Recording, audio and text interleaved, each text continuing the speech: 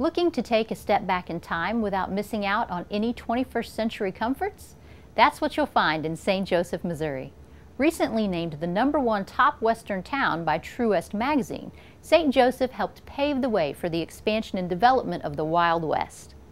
From the place where the Pony Express began in 1860 to the place where notorious Jesse James met his end in 1882, St. Joseph is a vibrant suburban city offering a wealth of exciting things to see and do.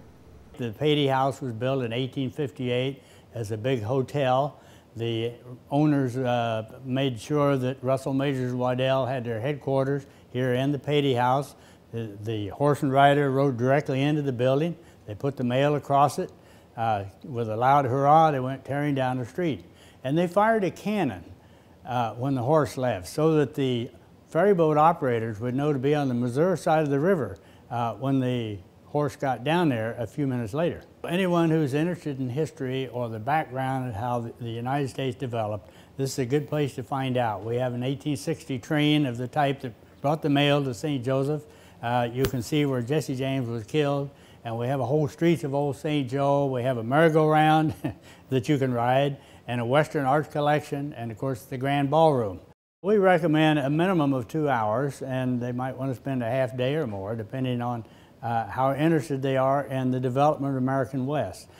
This building was involved with the Pony Express, the start of it, and the end of Jesse James.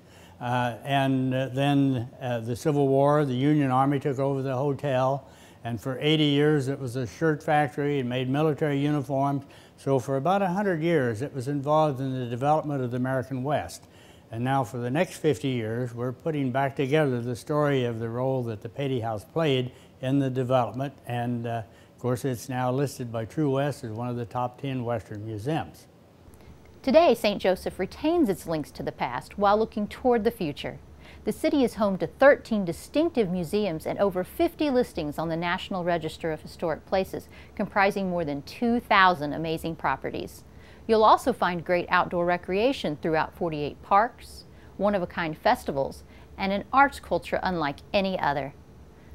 But St. Joseph continues to celebrate its storied past. For people, it's a piece of history, and it's preserved here. So you can walk in, and many people say, you know, I thought I'd just see a picture of. No, it's the real thing. You know, we have the dig, the well, the actual spot Johnny Fry left from, a letter that shows you exactly what it would look like. But there's a 60-foot diorama. Takes you right through all the states you're going to go through from St. Joseph to California. So you get to experience it. A little about the riders, the trail, the names. It's all here. It seems like there's one thing that's romantic, and in American history people just haven't forgotten. You can ask them a lot of things. They say, I remember the Pony Express. And the one thing we know is 32 countries normally come through. All 50 states are represented. And it's just powerful because what we're finding is grandparents bring their grandchildren through. Hey, I want to show you. Or the thing is, in the 3rd grade, I was only the first 55 feet. Now we're all going to engage and find the new things in the back of the museum. So it's just a lot of fun. Those are the fun things. And you know, there's families who come through that their grandfathers were riders for the Pony Express. So that's very sentimental because some of them, you know, are very touched to be able to come and see. You know, they say in a museum or an attraction, if when you come in here, you leave, you can tell a story, it's the best thing we've ever done. You come in here, the story's here. St. Joseph, Missouri, starting place, Pony Express Museum.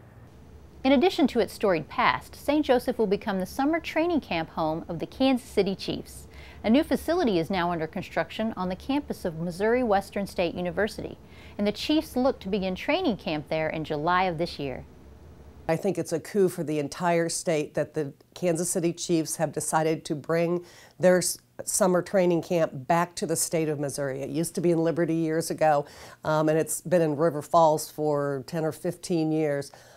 This is something that is going to be a win-win for everybody and St. Joseph as well. It's going to be a win for the state of Missouri because there are going to be a lot of people that are going to come to Missouri, spend money, watch their Chiefs, support their Chiefs, and that's tax revenue to the state of Missouri, whether it's in St. Louis or St. Joseph or wherever.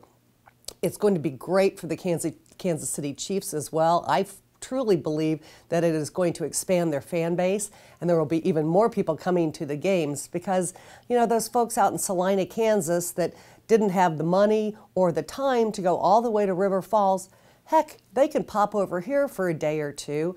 watch training camp. There's also a lot more to do in this area. They can go to the Pony Express. They can go to the Patey House after training camp's over. And then they can come to the games as well. They wouldn't have done that before.